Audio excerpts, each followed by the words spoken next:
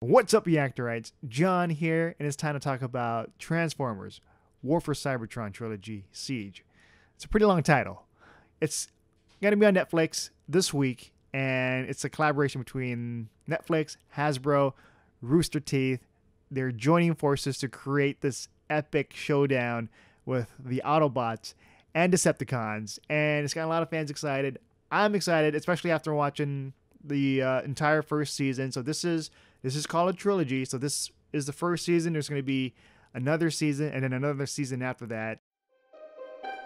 Nerd Reactor, roll out. Before we get to my thoughts on Transformers War for Cybertron, I want to talk about Twitch, my Twitch channel.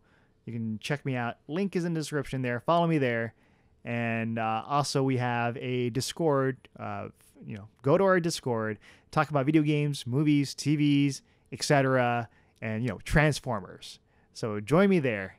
All right, so let's get on to Transformers War for Cybertron Trilogy Siege. And I think what I really love about these animations, aside from like the whole live action stuff, like the animation, they're not afraid to focus on the robots, on actually having the Decepticons and Autobots having a lot of screen time, because they're the stars. You're watching Transformers for the Transformers, and this Transformers War for Cybertron Trilogy Siege delivers on that. And so it's 100% Transformers, and especially when it's a fight on Cybertron, so it makes sense. And kind of, it's like, imagine that prologue in Bumblebee where you get to see that fight in Cybertron with the two sides. So this is like this whole big extended version of that, and it's really cool to see just these Autobots, these Decepticons with their G1 inspired designs in a it's pretty big animated production. Like, not big as a movie, but for TV, it's pretty up there with the production values. With the production values and the story with these compelling story with the characters of these Autobots, some of the Autobots, some of the Decepticons. Some of the things aren't in black and white. They're like shades of gray. So that really makes the storyline even more interesting, because with the even the live action movies and the OG1 stuff, everything is pretty one note. Good is good, bad is bad. So I want to talk about the design. So these are based on the toy line of the same name, Transformers War for Cybertron Trilogy Siege, and then the next one is like season 2, season 3. It's like a 3-parter, and they have new tweaks, new updates to their designs, more detailed, but it still captures that iconic look of the G1 designs. So when you look at characters, you instantly recognize them if you're a fan. Like Optimus Prime, he looks like Optimus Prime. He's got that box, he's got the windshield and all. Megatron, his face, his helmet, it's like the samurai design. It's all intact. Ultra Magnus, you look at him, it's like, that's Ultra Magnus. That's RC. That's Shockwave. That's Soundwave. Mirage, Wheeljack, and my favorite, Starscream. You look at him, it's like, that's Starscream. So yeah, the Transformers, they're brought to life with the solid animation. The studio definitely has raised the bar compared to the previous CG animated Transformers series. And yeah, it's just a nice blend of the detailed designs, plus still keeping it simple enough to make it iconic, like just the outline, the design of just certain boxes. And so you look at it, it's like, yep, that's those characters. So as for the story for Transformers War for Cybertron, it's a new story.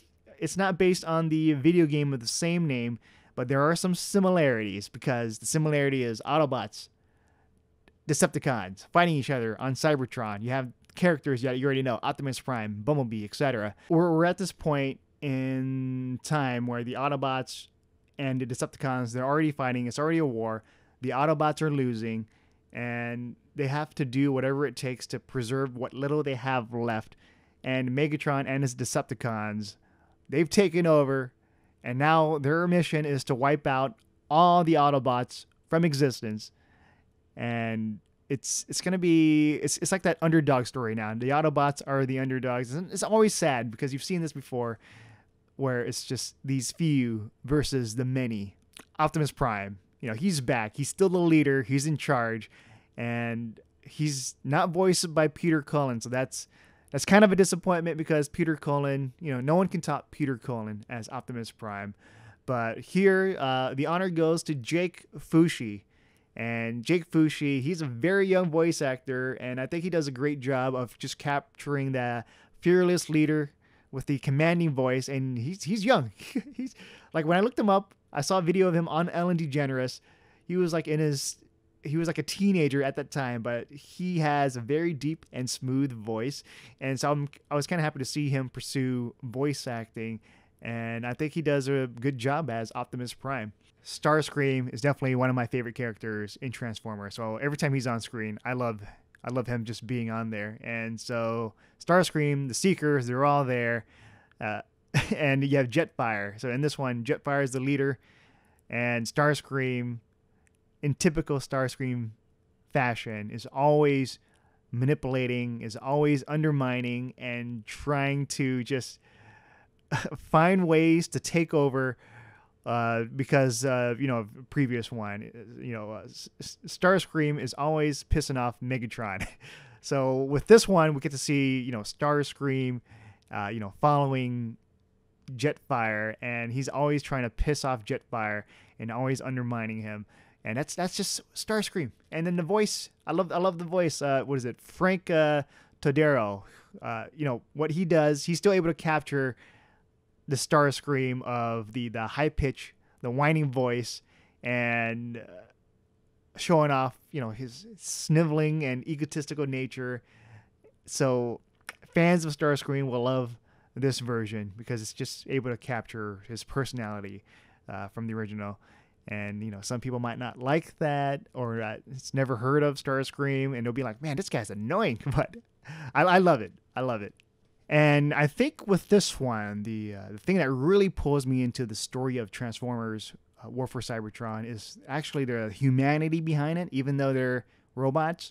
So maybe the sentient being humanity, and everything's not black and white. There are certain things that are black and white, but there are shades of gray, and there are characters that are a little bit more fleshed out. They're not one-dimensional beings.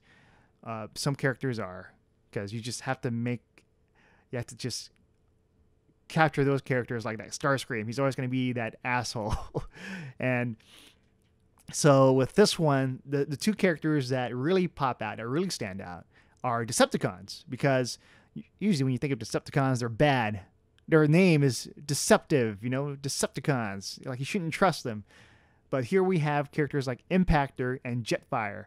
And in this war, they're joining the side of the Decepticons because they believe what they're doing is right. And it actually explores on a different class system. So you get to see more of like what the robots, they did talk about. You really don't get to see like how life was like back then, because this is a war that's leading up to the fight on Earth or outside of Cybertron. But it's these characters, and they're in the middle of things. They're seeing how things are done. They're seeing what the Autobots are doing. They're seeing what the Decepticons are doing, and they're kind of their moral compass is being tested. And I wish if I had one gripe for this whole arc of the whole Decepticons, I wish there was more exploration on this, more of a struggle on who they are and what they want to do. Then we have Bumblebee. Here, Bumblebee's different. He's kind of like that reluctant hero character where he doesn't want to join any sides. He doesn't want to join the Autobots. He doesn't want to join the Decepticons. So he's just trying to live his life. He just wants to live in peace without any influences from both sides.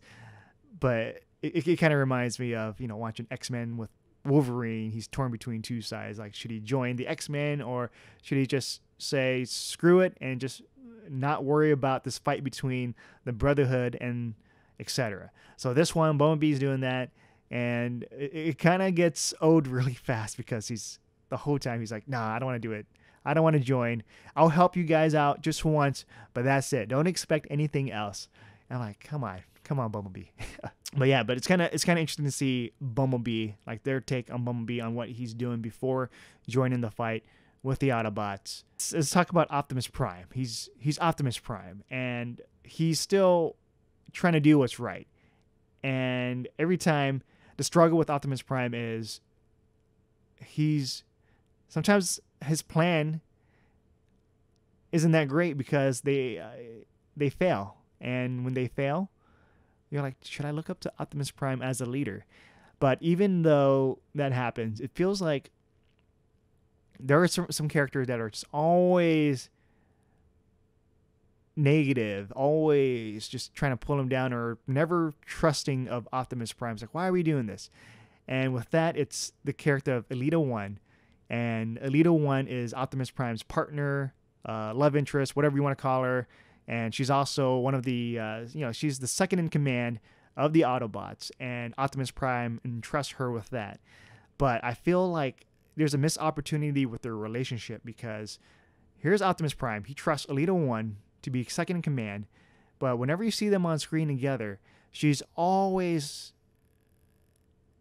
knocking down his plan. Every single time he has a plan to help save the Autobots, she's always like, why are we doing this? We're sacrificing ourselves for what?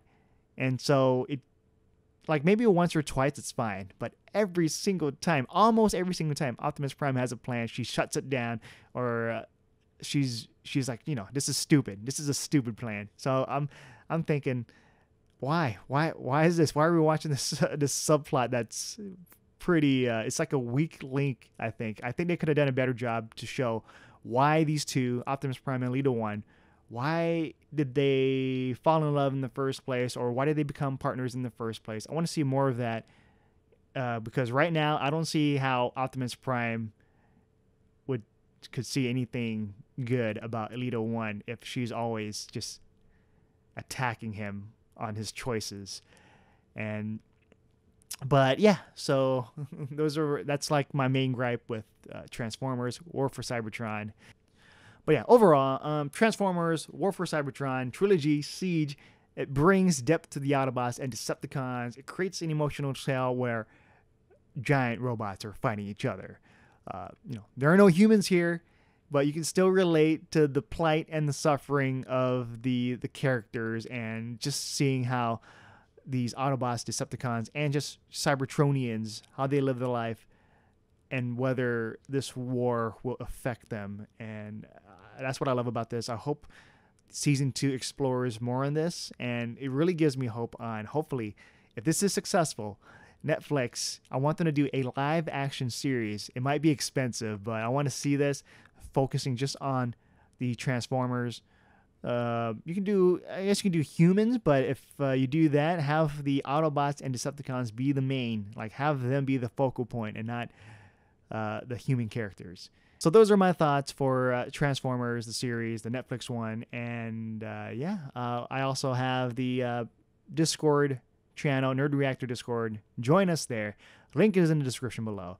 Also follow me on Twitch, where I'll be gaming and playing all different types of games, whatever it is.